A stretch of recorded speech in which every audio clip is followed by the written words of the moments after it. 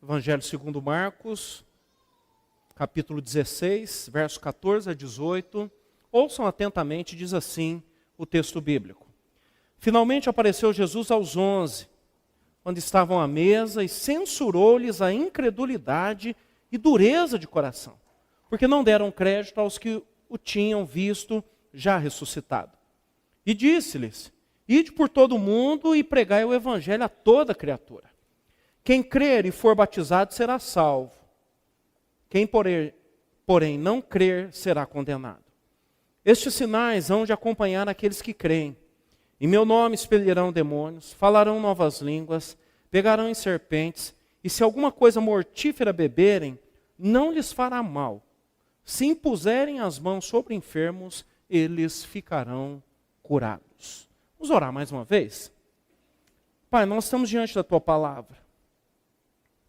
Nós precisamos do Teu socorro urgente, para que as nossas vidas sejam moldadas, não como nós queremos, imaginamos ou as pessoas querem, mas do jeito que o Senhor deseja. Nós queremos agradecer ao Senhor por tudo que o Senhor tem feito na nossa igreja. Despertamento da parte do Senhor através do Teu Espírito. Que nós, mais uma vez, sejamos abençoados pelo Senhor. E tenhamos a oportunidade de ouvir a Tua voz. E de sermos edificados pelo Senhor. É o que nós pedimos e agradecemos. E fazemos isso no nome santo de Jesus. Amém.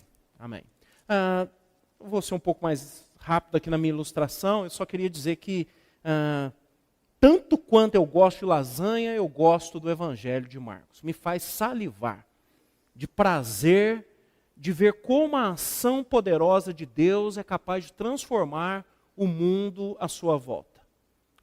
Marcos certamente é João Marcos, aquele discípulo lá, que fez a primeira viagem com o apóstolo Paulo e Barnabé, na segunda, como ele desistiu no meio do caminho, ficou. Certamente ele foi um discípulo de Pedro. Nós não sabemos como essa igreja começou em Roma, se foi no dia de Pentecostes que o pessoal ouviu o sermão de Pedro, ou alguém que ouviu a Pedro e falou, mas nós sabemos que uma igreja surgiu em Roma. E Marcos escreve para esses irmãos para falar sobre o que é o Evangelho. É o primeiro evangelho a ser escrito e ele escreve para falar o que é o evangelho. Até alguns teólogos antigos falavam que o evangelho de Marcos é como Jesus aqui é apresentado como se fosse um boi ou um bezerro, né? Está sempre trabalhando, pode ver, ele está sempre em movimento. Jesus não para, Jesus não cansa. Aonde ele vai, pessoas o esperam e ele ora que parece, agora ele cansou, novamente alguém se aproxima e ele vai se movimentando na direção daquilo que é a sua missão final, que é morrer na cruz e cumprir a sua missão dada pelo Pai. Então Marcos começou de uma maneira maravilhosa falando, até ano passado preguei um sermão com esse título, que era o primeiro verso aí, do primeiro capítulo, o princípio do Evangelho de Jesus Cristo, Filho de Deus. E ele vai terminar dizendo que, cooperando eles com o Senhor, verso número 20, e confirmando a palavra por meio de sinais que o seguiram, eles foram por todo o mundo e pregaram o Evangelho. É um Evangelho onde o Marcos não faz aquele meio termo, nem aquela, meia culpa para falar que os discípulos vão, não vão. Não, ele fala assim, geralmente os discípulos de Jesus não entenderam absolutamente nada.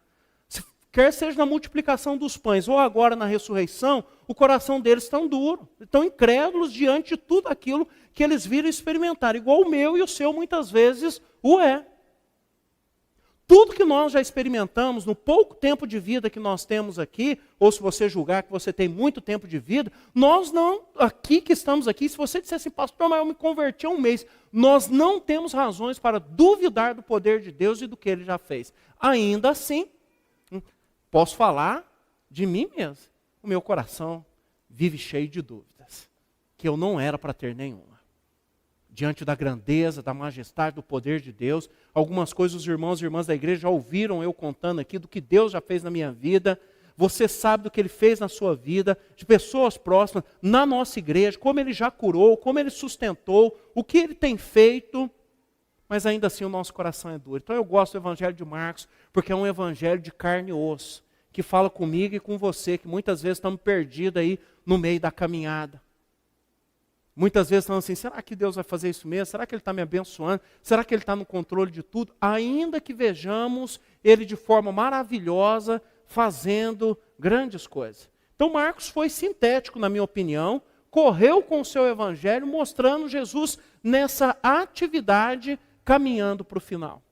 Por isso que quando os teólogos, alguns que falam sobre a grande comissão aqui de Marcos, fala que é autoridade libertadora. Parece que Jesus tem pressa em libertar as pessoas. Tem pressa em manifestar o poder de Deus e deixar claro que a sua missão aqui, ela é fundamental. E ele demonstrou isso vivendo, cumprindo, morrendo na cruz, sendo rejeitado pelos seus. E não é à toa, a maior ênfase interna desse livro, que prova que João Marcos foi um discípulo de Pedro, é porque quando as mulheres vão ao túmulo e Jesus está ressuscitado, o anjo que estava ali, o varão sentado ali, à cabeceira onde Jesus estava, falou assim, fala para os discípulos dele ir para Galiléia, como combinado. E fala para Pedro também. Porque uns capítulos atrás aqui, se você se lembrar, 3 vezes Pedro negou. Lucas é mais enfático e fala que quando ele negou a terceira vez, Jesus olhou para ele. Ai, gente, pensou? Eu não conheço ele, eu não sei quem ele é, não. Aí ele olha para você.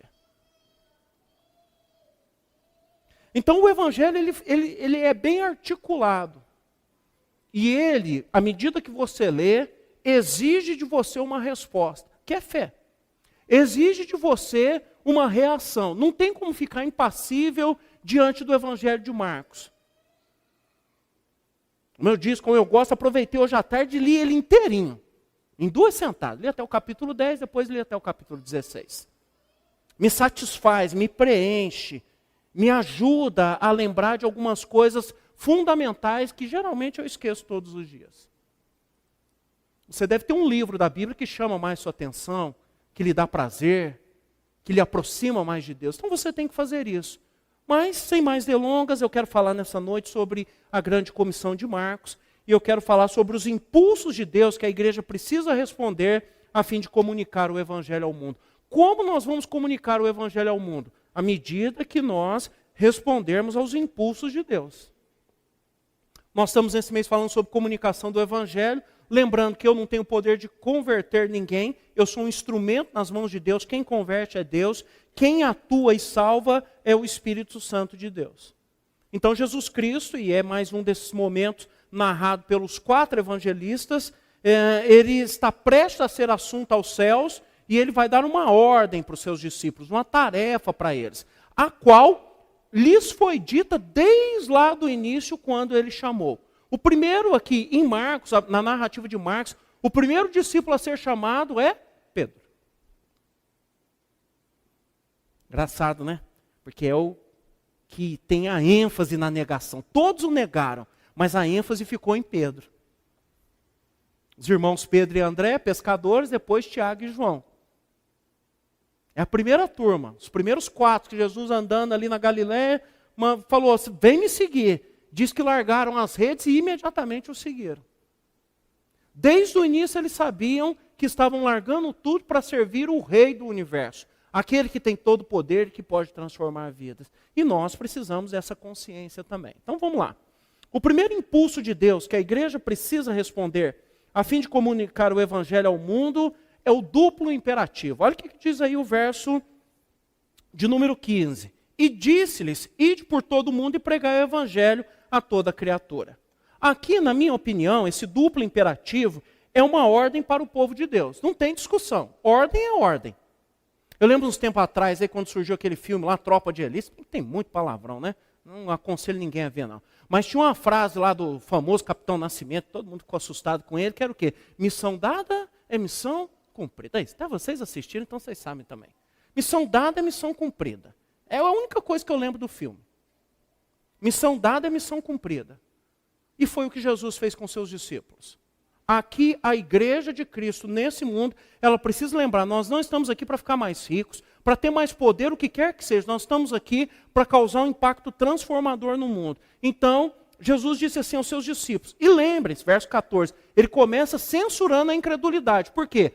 As mulheres que foram ao túmulo já falou, Jesus está vivo. Ah, não está não. Depois fala que ele aparece a 2 discípulos, que é o caminho de Emaús. Aqui Marcos usa 2 versículos, mas Lucas conta toda a história, lembra? Caminhando para Emaús, começa uma conversa e daí por diante. Também não acreditaram. Aí eles estão sentados à mesa, Jesus aparece ali em carne e osso. Não era um fantasma, em carne e osso. Inclusive comeu com eles, né? Comeu com eles. E a primeira coisa, censurou a incredulidade. Esse é um tema muito forte em Marcos. Se você se lembrar, no capítulo 6, é dito que Jesus volta para Cafarnaum, que era a sua cidade, e que ali naquela sinagoga, ele vai ler o texto, e naquela cidade ele não fez um milagre, porque as pessoas não creram nele. Sem fé é impossível agradar a Deus. Então, é uma ordem para nós como povo de Deus, e a primeira, que dupla, é ide. Aonde que eu vou? A resposta é muito fácil. Em todos os lugares da terra onde existe um ser humano, a igreja precisa chegar com o evangelho de Jesus Cristo. A igreja não chega com a bandeira da igreja, da denominação, de poder, o que quer que seja. A igreja chega com a mensagem do evangelho. Se a igreja chegar sem o evangelho, não resolveu o problema daquele povo. É o evangelho que resolve. Depois, ao imperativo pregai. Eu vou pregar o quê? A grande mensagem da igreja que chamamos as boas novas do evangelho de Jesus Cristo, que é o próprio Jesus Cristo. O que é o evangelho, senão o próprio Jesus Cristo? O que nós lemos aqui já hoje, que Deus nos amou de tal maneira que mandou o seu único filho para morrer no nosso lugar. Mas vamos lá, vamos fazer aqui uma síntese para que nós aprendamos e consigamos falar para alguém sobre isso. Primeiro, encarnação. Deus se fez ser humano como nós e veio viver entre nós na pessoa do seu filho. Textos belíssimos das Escrituras que falam sobre isso. O mais bonito, certamente, é o Evangelho de João, capítulo 1, verso número 14, que fala que o Verbo se fez carne e habitou entre nós cheio de graça e de verdade. E João falando, e vimos a sua glória como do unigênito do Pai. Depois, a vida dele, ele nos ensinou o que significa viver com Deus, para Deus. E à medida que eu leio o Evangelho, eu vejo que eu tenho que descobrir tempo para estar com Deus em oração, em leitura da palavra, que eu tenho que perdoar, que eu tenho que amar. A lista é imensa, que se eu for falar tudo, nós não vamos terminar hoje. Você conhece a maioria disso como crente. E se você nunca entrou numa igreja, entrou hoje, você já ouviu sobre isso também. Que tem que perdoar, que tem que andar a segunda milha, que Jesus Cristo, o andar com Ele é diferente. Não dá para ser do jeito que era antigamente. A sua obra, impecável. Impecável no sentido de perfeita e de não cometer pecado como eu e você cometemos. Mudou a nossa história. Se eu tenho uma nova vida, é graças a Jesus Cristo. É graças ao que Ele fez. É graças ao pouco tempo de vida que Ele teve. 33 anos. E nós temos a maior parte do relato dos 3 últimos anos da vida dele. Temos poucos relatos da sua infância, adolescência, juventude, mas dos 30 aos 33 nós temos o relato da sua obra. Começando com o batismo de João Batista, com a ida ao deserto, com a volta cheio do Espírito Santo de Deus para cumprir aquilo que Deus queria dele. Sua morte pagou a nossa dívida impagável. Ser humano nenhum dá conta de ser salvo. E pode ter dinheiro, pode ter sabedoria, pode ter o que quiser. Não é isso. Um único pecado que eu cometo ou que você comete aí, alguém precisa morrer. É duro, né? Porque eu nem conto mais quantos pecados eu cometo por dia. Um único pecado, alguém precisa morrer. E é duro, porque por causa de Adão e Eva eu já nasço em pecado. Mas antes de jogar a culpa neles, depois que eu ainda beber, eu já começo os meus próprios pecados. Já viu às vezes quando um bebê dá birra, que ele fica vermelho, ele estica assim, você fala, nossa, ele está bravo e tal, não é? Sabe o que é aquilo lá? Pecado. Já vem de berço. Né? Já sai do útero da mãe contaminado. Não é que, esse mundo ruim, não. Infelizmente, o poder contaminador do pecado é avassalador. Agora, Deus nos amou a tal ponto de pagar a dívida na pessoa do seu filho. Fez algo que ninguém fez. Você precisa contar isso para as pessoas. Ele ressurgiu no 3º dia. Se você quiser visitar o túmulo aí de quem quer que seja, você visita. Você pode até, as pessoas podem até falar, esse é o túmulo de Jesus. Mas você fala, ele está aí? Não. O túmulo está vazio. Onde ele está? Lá no céu. Assentado à destra de Deus. De onde, segundo as Escrituras, muito em breve ele virá. Percebe? Ressurreição, ascensão, à destra de Deus, como Senhor que é. Agora ele tem toda a autoridade no céu, na terra, no mar, onde quer que seja. É ele que manda no inferno. O diabo não manda em lugar nenhum. Os crentes ficam, no inferno Deus não... É Deus que manda em tudo. Tudo. Não há um centímetro, não há um espacinho em todo o cosmo criado por Deus, em tudo que ele criou, onde Deus não manda. Fala, lá não posso pisar, porque lá tem outro dono. Não. Ele manda em tudo. Ele vai aonde ele quiser. Ele faz o que ele quiser. Quando, come, na hora que ele quiser. E nós aguardamos esse último dia, meus irmãos e irmãs, que será glorioso. Glorioso. E podia ser agora. Porque para nós é só alegria a volta de Cristo. Certo? Então lembrem-se, nós vamos na autoridade do nosso Senhor e Salvador Jesus Cristo. Esse é o duplo imperativo. Ide e pregai. O segundo impulso de Deus que a igreja precisa responder a fim de comunicar o evangelho ao mundo é o duplo destino. Olha aqui que fala o verso 16. Quem crer e for batizado será salvo. Quem, porém, não crer, será condenado.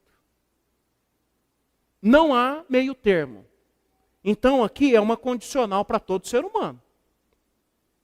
Não tem essa, não, Deus é amor e no final não é possível que ele vai fazer isso. Vai fazer sim. Porque ele é justo, porque ele é santo, porque como cantamos nessa noite, ele é fiel. Então se ele falou, ele vai fazer. Mas Deus é tão legal que no fim lá ele vai falar, não, vou ficar com... Não, não funciona assim. É bom que os nossos ouvidos estejam atentos para aquilo que a Bíblia diz. E fala então, quem crer e for batizado será salvo. Salvação. Quem são os salvos? São aqueles que creem em Jesus Cristo como Senhor e Salvador de suas vidas, são aqueles que são batizados, que professam sua fé, que vivem o Evangelho numa igreja local com outros irmãos e irmãs, e vivem no mundo como um agente de transformação de Deus. Não adianta ser crente no domingo e no resto da semana ser outra coisa. Não existe essa dicotomia, não existe só vida espiritual, a nossa vida é inteira. Nós servimos a Deus todos os dias, em todos os lugares. Até quando você vai pecar, você serve a Deus. Aí você fala, não tem como. Para você ver, por isso nós temos que abandonar o pecado. Que é uma luta para nós nesse mundo. Quando eu xingo alguém, eu xingo para a glória de Deus. Você fala, não dá, pastor. É o que a Bíblia fala, que tudo que nós fazemos é para a glória de Deus. Por isso nós temos que mudar a rota. Nós temos que fazer a correção da nossa vida e viver de acordo com a vontade de Deus. Por isso que ser crente não é fácil. É fácil ser qualquer coisa, menos crente. A igreja evangélica brasileira está lotada. Mas nós não vemos transformação no nosso país. Então alguma coisa está errada. E o que está errado? As pessoas estão achando que é legal ser evangélico, mas não querem experimentar a conversão que passa por aquele momento onde, uma vez tocado pelo Espírito Santo de Deus, você se reconhece pecador e crê em Jesus como Senhor e Salvador da sua vida, e daquele momento em diante você não vive mais para você, você vive para Ele. Você deixa de buscar a sua glória pessoal para ser um remador de porão, para fazer o que Ele manda, para viver do jeito que Ele manda. E se você está assustado, você cantou isso aqui. Você falou que ia se render aos pés dele, falou que ia se jogar aos braços dele. Aí agora você já desistiu? Não desiste não. É isso mesmo. A vida não é mais nossa. A vida agora é dele. E é melhor viver com ele do que continuar escravo do diabo. E o povo acha que não é. Mas é o que a Bíblia fala. Não há opção. Ou você serve um dos senhores, ou o diabo, ou a Deus. Eu prefiro servir a Deus, que me ama, que se preocupa comigo. A Bíblia diz que o diabo vem o quê? Para matar, roubar e destruir. E você, se está vivendo longe de Deus, acha que está ganhando alguma coisa, mas só está perdendo. Por isso fala de condenação. Quem não crer em Cristo continua condenado, continua escravo do pecado, da morte, do diabo, e será condenado eternamente. Vocês não gostam que muitas vezes falam isso? Vocês não, né? As pessoas lá fora não gostam, muitas vezes falam isso, mas é isso aí, vai para o inferno. Não tem outro lugar para ir. Não tem como a gente mudar aqui e falar, não, é um lugar assim, não é bom, mas também não é ruim. Não, é um lugar horrível, de condenação eterna, onde certamente a pior condenação vai ser a presença de Deus. Porque diz a Bíblia que um pecador nunca conseguiu ficar firme na presença de Deus. Jacó teve a convicção que iria morrer. Isaías falou, estou me desintegrando aqui. O pai de Sansão, Manoá, falou, nós vamos morrer, nós vimos a Deus. Então a presença santa de Deus, ela fulmina um pecador. É por isso que muitas vezes quando a gente fala, irmãos, vamos fazer uma oração de confissão, você fica inquieto. Sua vontade é levantar e ir lá no banheiro, tomar uma água, e alguns fazem isso. Ou ir embora. Porque é difícil falar, Deus, eu sou um miserável pecador. Difícil, né? Não vou ficar falando tudo dos meus pecados aqui, mas você imagina. O que eu penso, o que eu falo. E é por isso que desde a minha conversão Deus está trabalhando na minha vida. E quanto mais o tempo passa, menos eu devo pecar. E eu só vou pecar menos com a ajuda de Deus e de cada um de vocês. Uma luta. Quem dera ser fácil. Não fiquem preocupados. Então se eu me converter e morrer, eu vou para onde? Para o céu. Ainda que não dê tempo de ser batizado. Lembra o ladrão da cruz? Não deu tempo de ser batizado. Jesus não falou, gente, para tudo aí que tem que batizar o rapaz aqui, ó. Jesus prometeu para ele o quê? Ainda hoje estarás comigo no paraíso. Mas se tem condição de fazer o roteiro tradicional, normal, você crê, vai ser batizado, vai professar sua fé, vai fazer parte de uma igreja. Ok? Então, esse é o segundo impulso, o duplo destino. Irmãos, não tem outra coisa, tá? Igrejas por aí já não falam mais em pecado. Por exemplo, antigamente falava um adultério. Nossa, a pessoa até assustava. Hoje fala é um caso. Hoje é trisal. Nem sei o que é trisal, não. Aí o que aconteceu? Não, é um trisal só, pastor. Trisalzinho. Lindo, né? É lindo abrandar o pecado. Não é mentira, pastor. É meia verdade. Porque quando você coloca meia com verdade, parece que dá um tom de verdade, né? É igual você quer ver, essa aqui eu gosto. Uso recreativo de drogas. Pensou? Você junta recreação com droga. E numa boa. O uso recreativo de drogas. Essa é boa, né? E aí eu tô meio confuso em casa lá, só fico ouvindo isso, eu começo a falar, não, mano, se é recreativo, então deve ser alguma coisa boa. É uma coisa maléfica. Que aonde foi liberado, destruiu a vida das pessoas. Eu cresci num bairro de periferia onde a droga fez miséria com muitos dos meus amigos que não se converteram. E eu só não estou na droga porque Deus alcançou a minha vida quando eu tinha 8 anos de idade. Não ia escapar. Ah, não, mas isso é legal. Ah, não, isso é aquilo. Não ia escapar. Não escapa. A sedução é muito forte. Terceiro e último imperativo para nós terminarmos essa noite. Os impulsos de Deus que a igreja precisa a fim de comunicar o evangelho ao mundo. É o último. É o duplo poder. E você já vai entender porque é duplo poder. Apesar de falar aparentemente só de um, você vai entender onde eu quero chegar. Versos 17 e 18. Esses sinais hão de acompanhar aqueles que creem.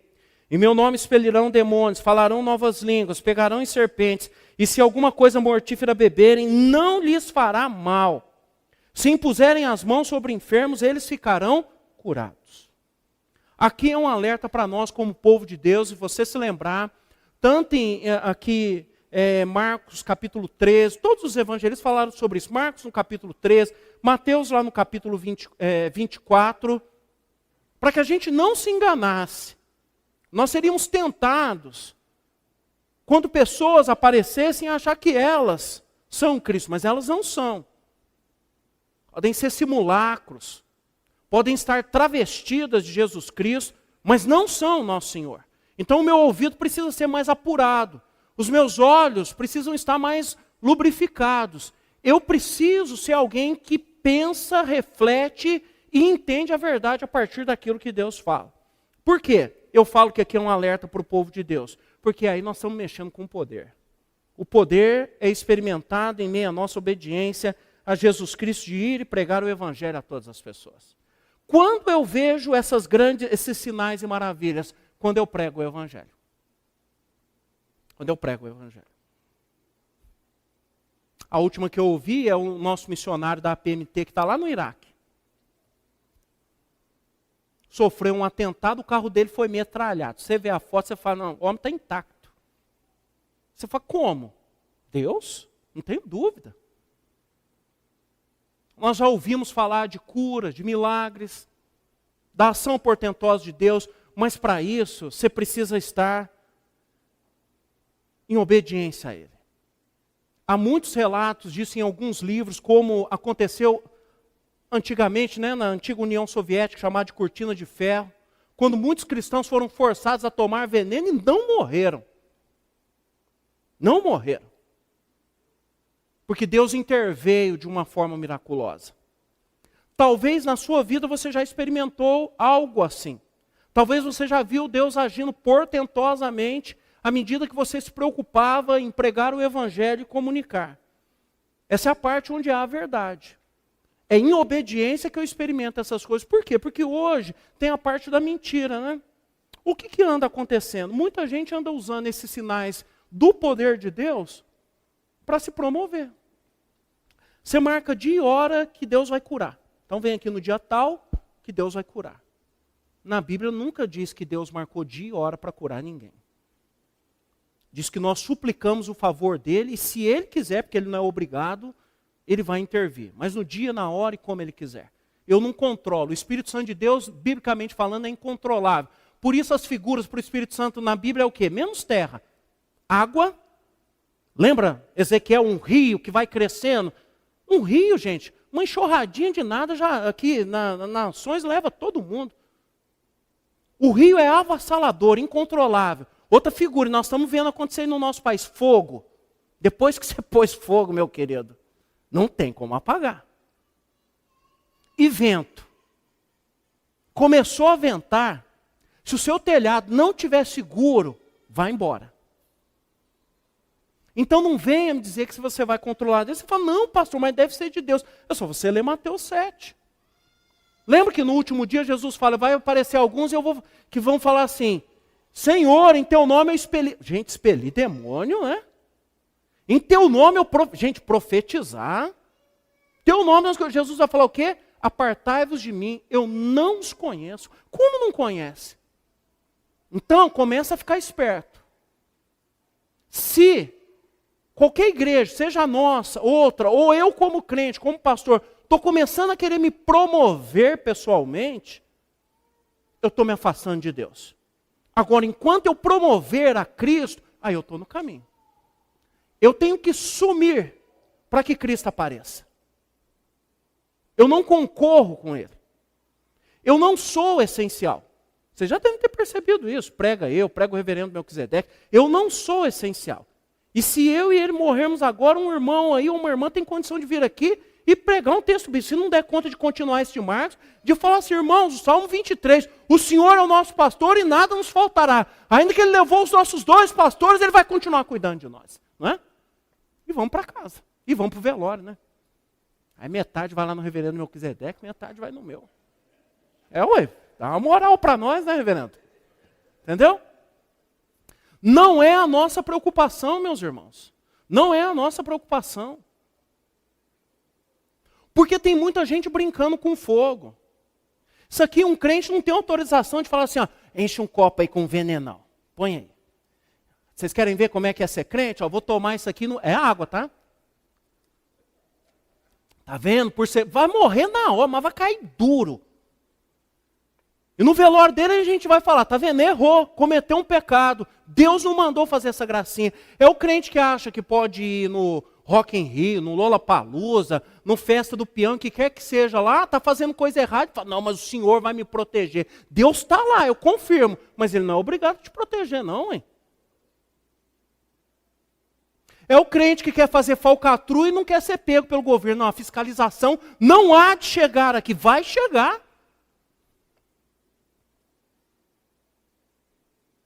Por isso que nós somos orientados a acertar a nossa vida. Se você está vivendo errado, aí está traindo a sua mulher, para. Se você está traindo seu marido, para. Se você está roubando, para. O que quer que você esteja fazendo errado, pare. Imediatamente. Dá para parar sozinho, pastor? Não dá, é com a ajuda de Deus. As consequências do pecado, meus irmãos e irmãs, são trágicas. São trágicas. E no nosso país está caminhando para uma bandalheira. Bandalheira. Se liberar droga mesmo, bebida já é liberar. Tem aquela mãozinha lá que diz que quem tem menos de 18 não pode comprar. Sai aí na rua dia de sexta-feira para você ver os catotinhos desse tamanhozinho aqui com a garrafa de vodka debaixo do braço. É o fim do mundo. Não, acabou a propaganda de cigarro na televisão. Agora eles fumam cigarro eletrônico. Você passa na rua, o cara está te dando aquela baforada, ela está fumando de tabela. E está todo mundo achando, não, é um novo tempo, é um novo mundo. Não. O evangelho precisa resolver. A igreja precisa marcar o seu lugar, como eu disse hoje de manhã, e começar a acenar para as pessoas. Nós estamos aqui. Se você está perdido, nós estamos aqui. Nós temos a resposta, que não somos nós a resposta é o evangelho que tem o poder de mudar a sua vida. Eu quero concluir lembrando que os 3 impulsos de Deus que a igreja precisa responder a fim de comunicar o evangelho ao mundo são esses. O duplo imperativo. Ide e pregar o evangelho. Para quem, pastor? Todas as pessoas. Até as que você não gosta. Essa você não esperava, né? Até as que você não gosta. Duplo destino. Quem crer em Cristo será salvo e vai para o céu. Quem não crer vai para o inferno. Não existe meio termo. Não existe purgatório. Não existe segunda chance. Nós só vivemos uma vez. Então você que está aí falando, mas eu sou novo demais, vou levar na brincadeira aqui. Quando eu estiver mais velho eu me converto. Pode não dar tempo. O tempo de ser salvo é agora. Creia em Cristo e mude de vida. Estou vivendo aí o meu namoro mais ou menos. Acerta, vai casar. Namorando 5, 10 anos, está doido? Vai casar. Porque senão você vai cair e vai falar, pastor, eu caí. Claro que caiu, você é de carne e osso. Deus te deu um impulso sexual, não falou que é pecado. Mandou a gente casar e viver isso no casamento. Ok? Então vocês já estão sabendo. Duplo poder. Experimentamos o poder de Deus à medida que obedecemos às ordens de Jesus Cristo. E não fazemos então como é que chama? Pirofagia com o evangelho, entendeu? Venham aqui que hoje eu vou mostrar, olha o que Deus faz e tal. Isso na internet está cheio, e o povo gosta, né? O povo fala, nossa, olha o pastor falando de tal e tal. Esse pastor aí fala bem, esse pastor aí é isso e aquilo. Irmãos, irmãs, nós só precisamos do impulso do nosso Deus para cumprir a vontade dele e honrar o nome dele. Abandonemos as coisas erradas. Como já disse aqui e tenho repetido, Deus tem sido, é avivamento presbiteriano, tá? Mas Deus tem sido feito um avivamento nas nossas vidas. Abandone o pecado. Nós não somos coniventes com o pecado. Abandone o pecado. Pecado é uma miséria. Pecado só nos atrapalha, só nos impede de avançar. Se você mudar de vida e ouvir o que Deus tem para você, você vai ser e experimentar coisas maravilhosas. Deus não abençoa quando nós achamos que podemos viver deliberadamente no pecado. Nós precisamos nos aproximar dele. São dias difíceis, porque passou daquela porta para fora, vale tudo. Vale tudo. Vale tudo. Mas nós somos chamados para viver lá fora como nós vivemos aqui. Como servos e servas de Cristo. Prontos para honrar o nome dele e fazer a vontade dele. Amém? Vamos ficar em pé, vamos orar. Encerrar o nosso culto nessa noite. Senhor Deus, visita-nos com o teu poder, com a tua graça. E ajuda-nos a viver para a honra e glória do teu nome. Nós possamos nos lembrar que estamos aqui como servos e servas do Senhor para viver o Evangelho, para cumprir, para pregar, aonde quer que esteja, sejam dias fáceis ou difíceis. Abençoa o teu povo que reuniu, todos nós somos pecadores. Se há pecados reticentes, se há vícios entre nós, nos ajude a abandonar. Nos ajude a sermos humildes e pedir ajuda uns dos outros para andarmos juntos. Não para julgar, mas para andar juntos, para vencer essas coisas. O pecado só acaba com a nossa vida, mas sozinhos nós não temos condição de sair dele. Precisamos do teu favor e precisamos começar a tomar decisões mais sábias, de nos afastar de tudo aquilo que é ruim e tem o poder de destruir a nossa vida. Se alguém entrou aqui e não conhece Jesus como Senhor e Salvador da sua vida, que ainda hoje creia nele e possa experimentar da nova vida que só o Senhor pode dar.